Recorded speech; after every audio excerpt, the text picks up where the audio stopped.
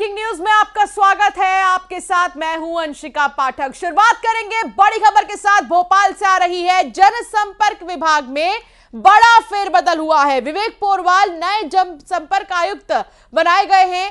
मनीष सिंह को हटा दिया गया है। तो ये बड़ा फेरबदल आपको बता दें, बड़ा फेरबदल और लगातार प्रशासनिक सर्जरी मध्य प्रदेश में जारी है। जनसंपर्क विभाग में बड़ा फेरबदल हुआ है। विवेक पोरवाल को नया जनसंपर्क आयुक्त बनाया गया तो दूसरी तरफ मनीष सिंह को हटा दिया गया है। बड़ी खबर आपको बता रहे हैं। लगातार कई बदलाव बीते दिनों मध्य प्रदेश में देखने को मिले। शुरुआत लाउडस्पीकर और खुले में मांस की बिक्री पर रोक से हुई है और ये धीरे धीरे सिलसिला आगे बढ़ता हुआ अब विभागों में भी नजर आ रहा है। जनसंपर्क विभाग में बड़ा फेरबदल। विवेक पोरवाल को नया जनसंपर्क आयुक्त बनाया गया है तो मनीष सिंह को हटा दिया गया है। बड़ी खबर आपको बता रही हैं और इसी तरह आने वाले दिनों में कई बदलाव और देखने को मिलेंगे। जब से डॉक्टर मोहन यादव मुख्यमंत्री बने हैं तभी से कई बदलाव प्रदेश में हो रहे हैं, कई विभागों में हो रहे हैं और अब जनसंपर्क विभाग जो कि सबसे महत्वपूर्ण विभाग है, उस महत्वपूर्ण विभाग के आयुक्त के तौर पर विवेक पोरवाल को चुना गया है और मनीष सिंह इससे पहले जो थे उन्हें हटा दिया गया है। मनीष सिंह की जगह अब आपको इस विभाग के आयुक्त के तौर पर विवेक पोरवाल नजर आएंगे और ये बड़ा फैसला जनसंपर्क विभाग में लिया गया है। बड़ा फेरबदल हम इसे कह सकते हैं और आने वाले दिनों में तो कई विभाग ऐसे भी हैं जहां पर और भी ज्यादा बदलाव नजर आएंगे। एक बार जब मंत्रिमंडल का भी विस्तार हो जाएगा तो फिर और भी ज्यादा तस्वीरें क्लियर होंगी कि और कितने बदलाव होने हैं।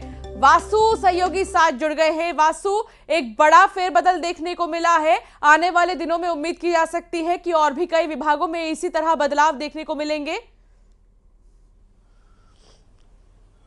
निश्चित तौर पर अंशिका, देखिए स्वाभाविक सी बात है कि जब सरकार बदलती है तो व्यवस्थाएं बदलती है और व्यवस्थाओं को चलाने वाले लोग भी बदलते हैं। तो ये एक स्वाभाविक प्रक्रिया की जो शुरुआत है वो मध्य प्रदेश में देखने मिल रही है क्योंकि नई सरकार का गठन हुआ है। मध्य प्रदेश के मुख्यमंत्री मोहन यादव हैं अब और इसके साथ ही 2 डिप्टी सीएम भी बनाए गए हैं। मंत्रिमंडल का विस्तार भी जल्द होगा और जब मंत्रिमंडल का विस्तार हो जाएगा तो जैसा कि आप कह रही थी और भी ज्यादा अधिकारियों की जो जिम्मेदारी है उसमें बदलाव देखने को मिलेंगे। मनीष सिंह जो कि बतौर जनसंपर्क आयुक्त जिम्मेदारियों को संभाल रहे थे, अब उनकी जगह विवेक पोरवाल को ये जिम्मेदारी दी गई है जो कि 2000 के कैडर के आईएएस ऑफिसर हैं और लंबा उनको प्रशासनिक कामों को करने का जो अनुभव है वो रहा है और अब वो मध्य प्रदेश जनसंपर्क के आयुक्त की जो भूमिका है वो निभाते हुए नजर आएंगे। बहुत महत्वपूर्ण ये ओहदा होता है, ये पद होता है क्योंकि सरकार की तमाम जो योजनाएं संचालित होती हैं, इसके अलावा मीडिया रिलेशंस जो होते हैं, इन सब की जिम्मेदारी जो है जनसंपर्क विभाग की होती है और जनसंपर्क विभाग इन तमाम जिम्मेदारियों को निर्वाचन करता है।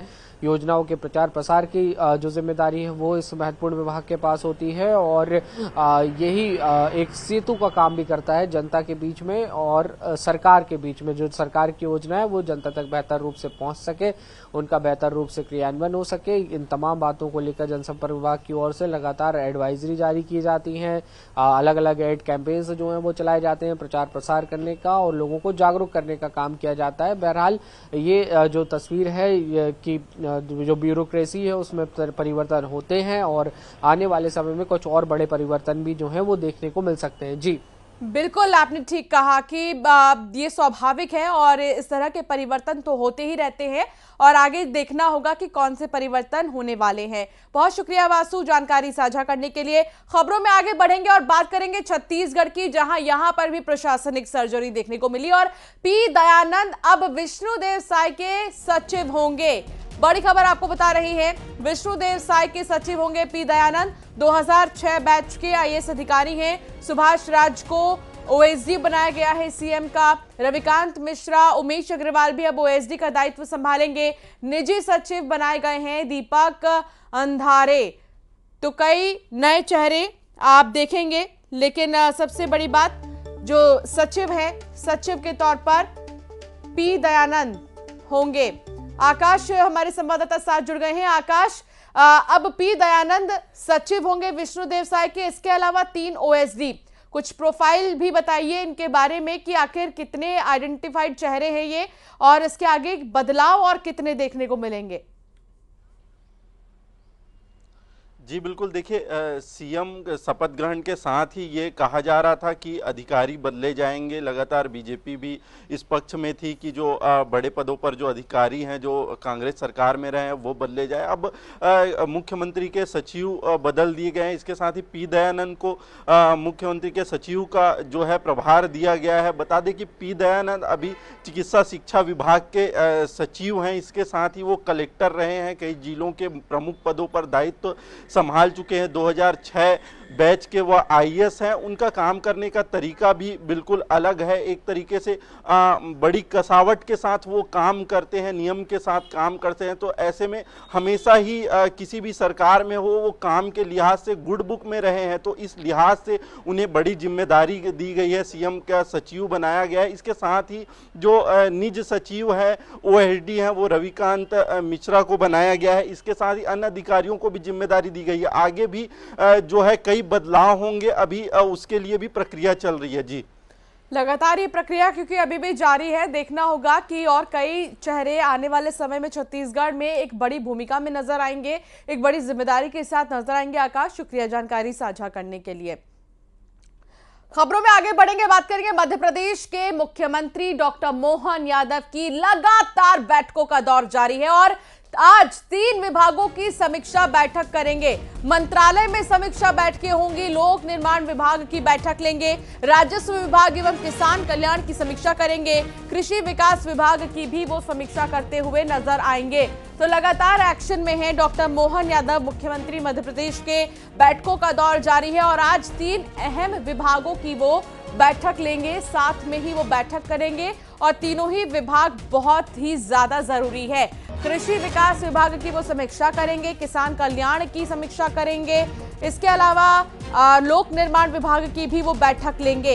ये तीनों विभाग इसलिए भी अहम हो जाते हैं क्योंकि बीजेपी ने जो संकल्प लिया है, बीजेपी ने जो संकल्प पत्र जनता के बीच में रखा है, जो गारंटी प्रधानमंत्री नरेंद्र मोदी की है, उन तमाम गारंटियों को पूरा करने की भी एक बड़ी जिम्मेदारी है।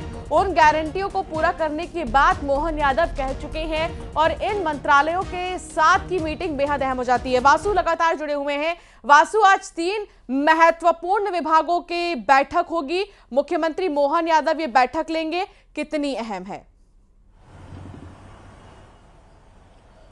निश्चित तौर पर देखिए, मध्य प्रदेश के मुखिया हैं मोहन यादव और आप ये चीफ मिनिस्टर की जिम्मेदारी होती है कि तमाम जो विभाग हैं वो बेहतर रूप से क्रियान्वयन करें, उनकी पब्लिक डिलीवरी जो है वो बहुत अच्छी हो, गुड गवर्नेंस का जो संकल्प होता है किसी भी सरकार का वो उसकी पूर्ति करते हुए नजर आए। क्योंकि मध्य प्रदेश में नई सरकार का गठन और चुनाव की जो पूरी प्रक्रिया है इसमें काफी समय बीत गया और आचार संहिता लंबे समय से लगी हुई थी। ऐसे में इन तमाम विभागों के कामकाज को लेकर जो समीक्षा है वो नहीं हो पा रही थी और चूंकि अभी मंत्रिमंडल भी नहीं है तो ऐसे में मुख्यमंत्री की जिम्मेदारी और भी ज्यादा बढ़ जाती है कि वो तमाम विभाग जो है उनकी क्या कुछ योजनाएं चालू हैं, उनको किस तरीके से पब्लिक के बीच में अपना काम करना है, पब्लिक उनसे कितना लाभान्वित हो पा रही है या फिर जनता के बीच में क्या कुछ समस्या है उनका हल करने में विभाग कितने कामयाब हो रहे हैं, कौन सी ऐसी पॉलिसीज हैं जो जमीन पर बेहतर काम कर रही हैं और कौन सी ऐसी चीजें हैं जो कहीं ना कहीं समस्या हैं और जनता की ओर से जिनको लेकर शिकायत आ रही है उनका निराकरण कैसे किया जाए।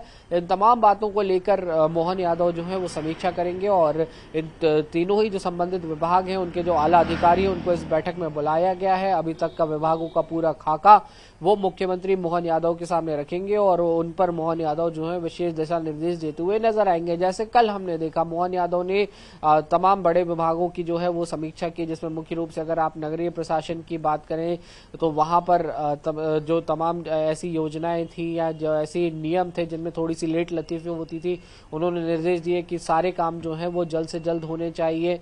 और आज भी जो विभागों की समीक्षा होनी है जिसमें खासतौर पर अगर आप देखें तो कृषि विभाग शामिल है, लोक निर्माण विभाग शामिल है, तो किसानों को कैसे खाद यूरिया टाइम पर उपलब्ध कराया जाए, किसानों की जो मूलभूत समस्या है उनका कैसे निराकरण किया जाए, किसानों के लिए जो बीजेपी के संकल्प पत्र में घोषणाएं की गई थी, वादे किए गए थे, उनको कैसा पूरा किया जाए। और अंशिका आप बिल्कुल ठीक कह रही थी मोदी की गारंटी दी है मध्य प्रदेश में बीजेपी ने, और मोदी की गारंटी पर भरोसा करके जनता ने वोट दिया है, तो वो वोट जो है जनता का सार्थक हो और उसमें संबंधित विभाग की भूमिका महत्वपूर्ण हो, ये भी सुनिश्चित करने का काम किया जाएगा। जी बहुत शुक्रिया वासु जानकारी साझा करने के लिए। और अब बात महासमुंद की होगी, जहां बुलडोजर का एक्शन देखने को मिला है और अवैध कब्जा पर लगातार बुलडोजर की कार्रवाई।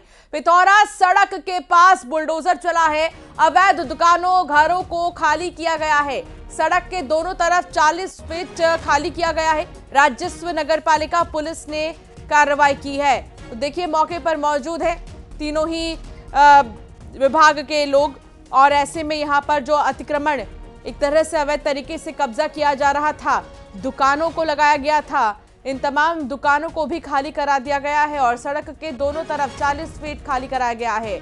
अवैध दुकान घरों को खाली किया गया, अवैध कब्जा पर बुलडोजर चला है। सड़क के आसपास आप देखते होंगे कि दुकान लगे रहते थे अवैध तरीके से, उनको खाली करा दिया गया है। सोमनाथ संवाददाता साथ जुड़ गए हैं। सोमनाथ, महासमुंद में बुलडोजर का एक्शन क्या अभी भी लगातार जारी है? जी अंशिका, मैं बिल्कुल बता दूं आपको कि जैसे ही सत्ता परिवर्तन हुआ उसके बाद से लगातार बुलडोजर की कार्रवाई जो है वो देखने को मिल रही है। इसी तारतम्य में कल पिथौरा नगर के कब्जाधारियों पर बुलडोजर चलाया गया है, जिसमें नगर पालिका राजस्व की टीम ने कड़ी सुरक्षा व्यवस्था के साथ बुलडोजर चलाया है, जहां नगर के लहरा चौक से मुरई धोआ नाला तक जो रोड के अगल बगल 40-40 फीट तक दुकानों को, घरों को और बाउंड्री वाल को तोड़कर कब्जा मुक्त कराया गया है। दिन में यहां कार्रवाई सामान्य रूप से चल रही थी, लेकिन रात होते ही 3 बुलडोजर की मदद से कब्जा खाली कराया गया है, जिसमें नगर पालिका की इस कार्रवाई से लोगों में हड़कंप मच गया था। और इस पूरी प्रक्रिया में राजस्व, पिथौरा नगर पालिका और पुलिस की संयुक्त टीम ने ये जो है पूरी कार्रवाई की है। जी बहुत शुक्रिया जानकारी साझा करने के लिए सोमनाथ। अंबिकापुर में भी बुलडोजर का कहर लगातार जारी है। अवैध कब्जा पर निगम का बुलडोजर चला है और सरकारी जमीन पर अवैध कब्जा किया गया था। अवैध घर और बाउंड्री वॉल को तोड़ा गया है। 1 एकड़ से भी ज्यादा सरकारी जमीन को खाली कराया गया है। राजस्व निगम और पुलिस ने मिलकर ये कार्रवाई की है।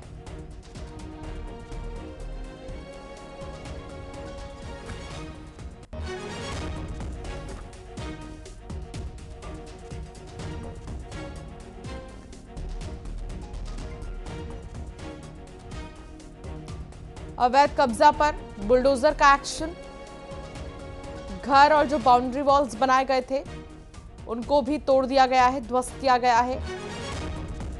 एक बार फिर से अंबिकापुर में बुलडोजर की कार्रवाई देखने को मिली है। श्रवण संवाददाता साथ जुड़ गए हैं। श्रवण, बुलडोजर एक्शन को लेकर क्या जानकारी मिल रही है? क्या आज भी इसी तरह जारी रहेगी?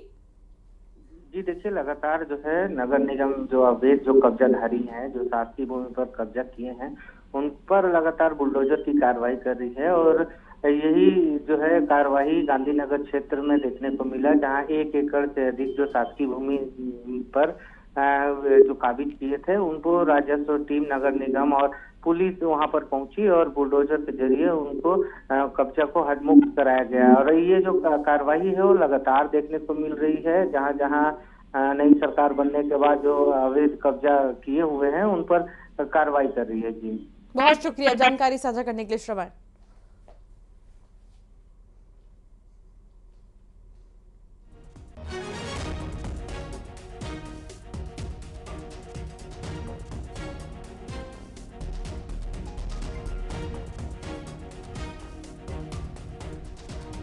तो सरकारी जमीन पर जो कब्जा किया गया था अवैध तरीके से, 1 एकड़ सरकारी जमीन को कब्जा मुक्त कराया गया है। राजस्व निगम और पुलिस की तरफ से ये कार्रवाई की गई है।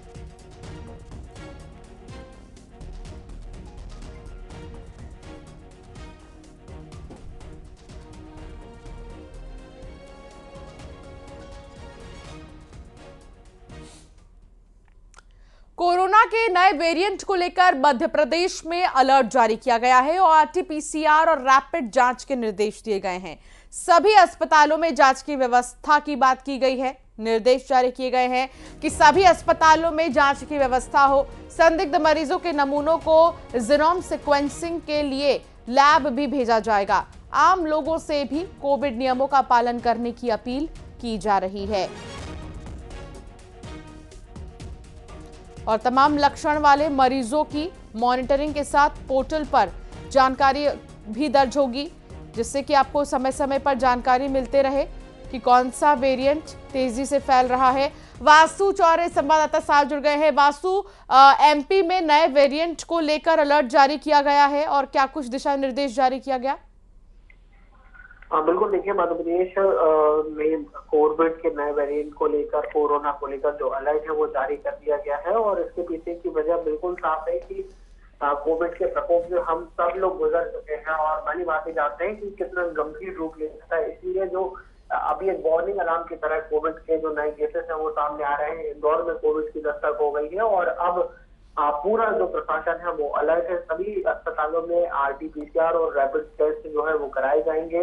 कोविड से संबंधित जो दवाएं हैं, जो ऑक्सीजन प्लांट्स हैं, उनको दुरुस्त करने के जो दिशा निर्देश है वो दे दिए गए हैं। संदिग्ध मरीजों के नमूनों को जीनोम सीक्वेंसिंग के लिए भी भेजा जाएगा ताकि कोविड का कौन सा वेरिएंट है का पता चल सके। और इस सबके पीछे वजह यही है कि कोविड जो है वो भयावह रूप ना ले और जैसे तबाही कोविड मचा चुका है वैसे हालात ना बने। सभी लोग सतर्क रहे, अलर्ट रहे, सावधान रहे और हम सबको कोविड बिहेवियर का जो पालन है वो सुनिश्चित अब कर लेना चाहिए, क्योंकि ये सर्दी का मौसम भी है और सर्दी के मौसम में देखा जाता है कि आमतौर पर जो सर्दी खांसी है, जो जुकाम जैसी बीमारियां हैं वो लोगों को होती है और यही कोविड के भी लक्षणों में काउंट होता है। तो ऐसे में सावधानी बरतना और भी ज्यादा जरूरी है, आवश्यक हो गया है। एक्सपर्ट का ये कहना है कि अगर आप नॉर्मल कोविड बिहेवियर का, कोविड प्रोटोकॉल का पालन करते हैं तो कोई घबराने की और कोई डरने की बात नहीं है, क्योंकि सभी लोग वैक्सीनेटेड हैं। अपना विकराल और गंभीर रूप नहीं ले सकता, लेकिन हाँ सावधानी बरतना बेहद जरूरी होगा। अंशिका, भारत में बाहर से आने वाले लोगों के लिए भी क्या कोई अहम गाइडलाइन जारी की गई है फिलहाल?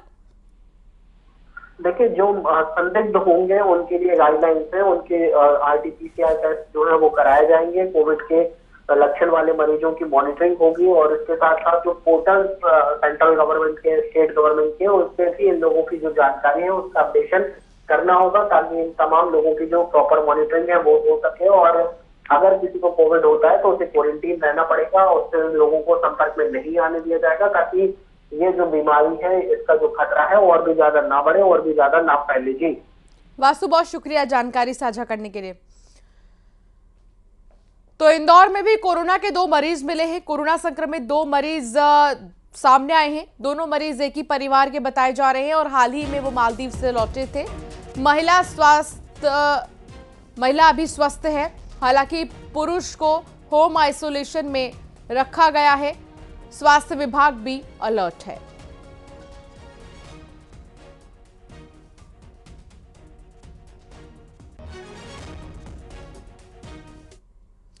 छत्तीसगढ़ में भी कोरोना को लेकर स्वास्थ्य विभाग ने नई गाइडलाइन जारी की है। सभी कलेक्टर्स को आदेश जारी किया गया है और जिले में कोरोना जांच बढ़ाने के निर्देश दिए गए हैं। जांच के लिए रायपुर एम्स सैंपल्स भेजे जाएंगे। न्यू ईयर को ध्यान में रखते हुए अलर्ट किया गया है। केरला सहित देश के कुछ राज्यों से कोरोना के मामले सामने आ रहे हैं और इसी को ध्यान में रखते हुए फैसला लिया गया है कि जो भी सैंपल्स होंगे वो सीधे रायपुर एम्स भेजे जाएंगे ताकि यहां पर जांच हो अच्छे तरीके से और कोविड की पुष्टि हो जाए। एक महत्वपूर्ण जानकारी कोरोना से ही जुड़ी आपको दे देते हैं। स्वास्थ्य मंत्रालय की तरफ से एक बैठक बुलाई गई है और सभी राज्यों के स्वास्थ्य मंत्री इस बैठक में मौजूद रहेंगे। कोरोना के नए वेरिएंट को लेकर भी अलर्ट जारी किया गया है। राज्यों को नई गाइडलाइंस दी जाएंगी जिनका पालन राज्य के मुख्यमंत्री को कराना होगा, स्वास्थ्य मंत्री को कराना होगा। तो राज्यों को नई गाइडलाइंस दी जाएगी। कोविड के मद्देनजर कोरोना ना फैले और 2019-20 वाली स्थिति ना हो कि लॉकडाउन वाली नौबत आ जाए, ज्यादा मामले ना आए, इसलिए सावधानी बहुत जरूरी है, सतर्कता बहुत ज्यादा जरूरी है।